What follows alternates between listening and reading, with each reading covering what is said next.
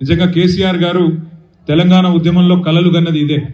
మన భాషని మన సంస్కృతిని గర్వంగా సగౌరవంగా అందరి ముందు తెలంగాణ బిడ్డ ఎక్కడ ఉన్నా, దుబ్బాకలో ఉన్నా, దుబాయ్లో ఉన్నా, వారాసిగూడలో ఉన్నా, వాషింగ్టన్లో ఉన్నా, అమీర్పేట్లో ఉన్నా, అమెరికాలో ఉన్నా, ఎక్కడ ఉన్నా గొప్పగా ఘనంగా ఖైరతాబాద్లో ఉన్నా, ఖతార్లో ఉన్నా, ఎక్కడ ఉన్నా గొప్పగా చేసుకోవాలన్న ఉద్దేశంతోనే మనం ఆనాడు తెలంగాణ రాష్ట్రం కోసం కొట్లాడి సాధించుకున్నాం. సరే, ఆ పోరాట క్రమంలో వందల మంది పిల్లలు మరి బలిదానం అయితే మనకు అల్టిమేట్ గా కేసీఆర్ గారి నాయకత్వంలో ప్రజల పోరాటంతోనే తెలంగాణ సిద్ధించింది.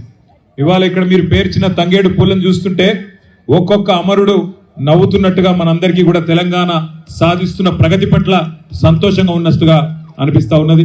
మరి నిజంగా కూడా హృదయపూర్వకంగా ఇవాళ పక్కనే పద్మారావు గారు చెప్తా ఉన్నారు, ఒకనాడు తెలంగాణ రాష్ట్రం ఏర్పడక ముందు తెలంగాణ భాషలో యాసలో ఒక పాట కూడా ఎక్కడ వినబడని పరిస్థితి.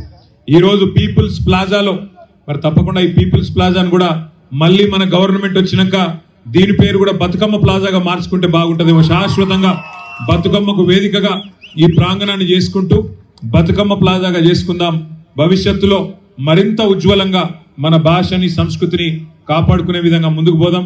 మీరు వచ్చింది రాజకీయపరమైన ఉపన్యాసాలు వినడానికి కాదు, కానీ నేను చూస్తూ ఉంటే ఆ రామక్క పాటకి దేక్లేంగే పాటకు కూడా మా ఆడబిడ్డలు ఏమీ తగ్గకుండా ధీటుగా మళ్ళీ కేసీఆర్ గారిని ముఖ్యమంత్రి చేసేదాకా తెలంగాణ తల్లి చేతి నుండి బతుకమ్మను తొలగించిన దుర్మార్గుణ్ణి ఇక్కడి నుంచి తరిమి కొట్టేదాకా, తెలంగాణ తల్లి చేతుల్లో తిరిగి బతుకమ్మను పెట్టేదాకా మన పోరాటం ఆగొద్దు.